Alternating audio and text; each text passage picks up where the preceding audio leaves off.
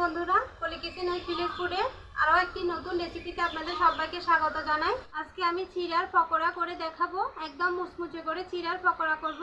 Please বন্ধুরা, আপনারা অবশ্যই পুরো ভিডিওটি দেখবেন, আশা করি ভালো লাগবে। এই দেখুন, এখানে আমি চিড়া নিয়েছি, শুকনো চিড়া নিয়েছি। এখন চিড়াগুলোকে আমি জল দিয়ে ভালো করে ধুয়ে নিব।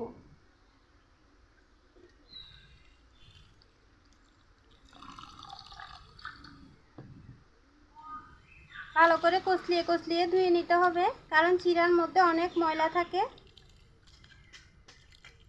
বন্ধুরা, এইভাবে ঝাঁঝনিতে নিয়ে তারপর ধুবেন, তাহলে দেখবেন চিড়াও পড়বে না, খুব ভালো করে ধোয়া হবে।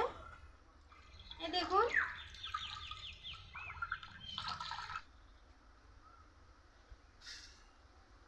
আরও একবার ধুয়ে নিব।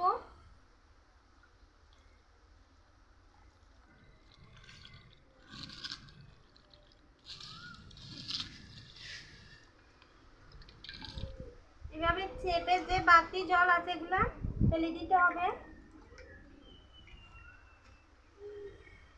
দেখুন, একদম সুন্দর করে ধুয়ে নিয়েছি। এখন পকোড়া বানানোর জন্য চিড়াগুলো মেখে নিব। এভাবে বাটিতে ঢেলে নিব।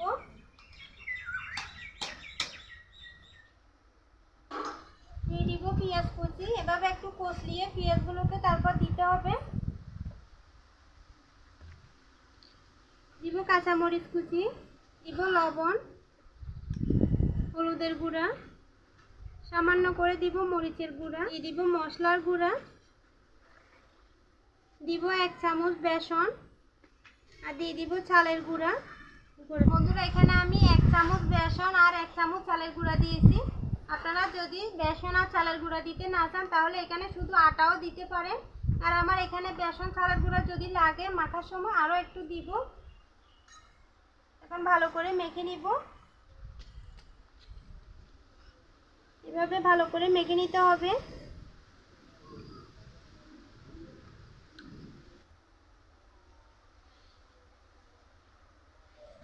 এখানে আরও 2টা চালের গুঁড়া দিয়ে দিব। দেখুন, আরও 1 চামচ চালের গুঁড়া দিচ্ছি, আর সামান্য করে জল দিয়ে একটু ভালো করে মেখে নিব।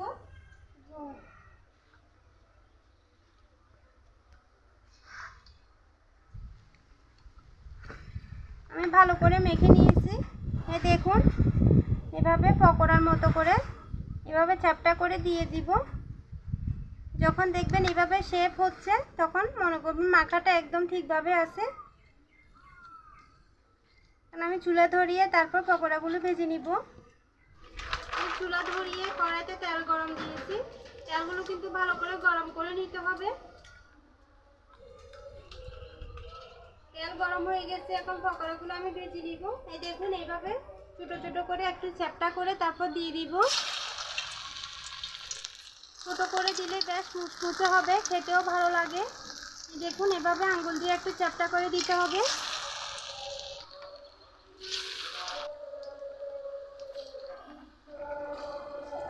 পকোড়ার 1 পিঠ ভাজা হয়ে গেছে, এখন উল্টে দিব।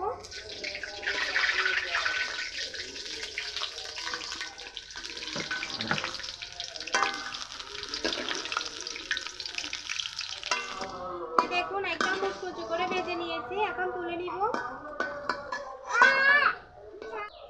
বাকি পকোড়াগুলো এভাবে ভেজে নিব। এভাবে ছোট ছোট করে দিবেন, তাহলে খুব ভালোভাবে মুচমুচে করে ভাজা হবে, এখন খেতেও ভালো লাগবে। দেখুন বন্ধুরা, আজকে প্রচুর বাতাস, আগুনও জ্বলছে না বাতাসে, আর ধোঁয়ায় তো আমার চোখও জ্বালা করছে।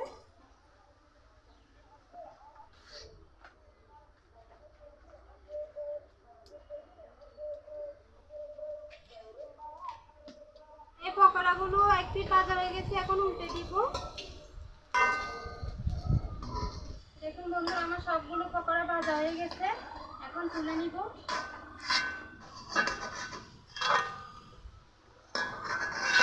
দেখুন বন্ধুরা, কত সহজে চিড়ের পকোড়া বানিয়ে ফেললাম। এই দেখুন কি সুন্দর কালার হয়েছে, আর একদম মুচমুচে। এই দেখুন,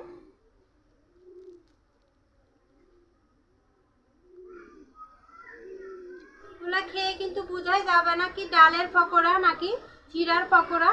খেতে কিন্তু খুব ভালো লাগে, আর সন্ধ্যাবেলায় কিন্তু চায়ের সাথে একদম জমে যাবে।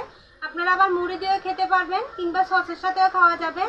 তো আপনারা আমার মতো এভাবে বাড়িতে বানিয়ে খাবেন, দেখবেন অসম্ভব ভালো লাগে খেতে এইভাবে চিড়ের পকোড়া করলে। তো আমার ভিডিও কেমন লেগেছে কমেন্টে জানাবেন। যদি ভালো লেগে থাকে তাহলে ভিডিওতে লাইক দিয়ে চ্যানেলটি সাবস্ক্রাইব করে রাখবেন। সবাই ভালো থাকবেন, সুস্থ থাকবেন আর সাবধানে থাকবেন। দেখা হবে পরের দিন নতুন কোনো রেসিপি নিয়ে।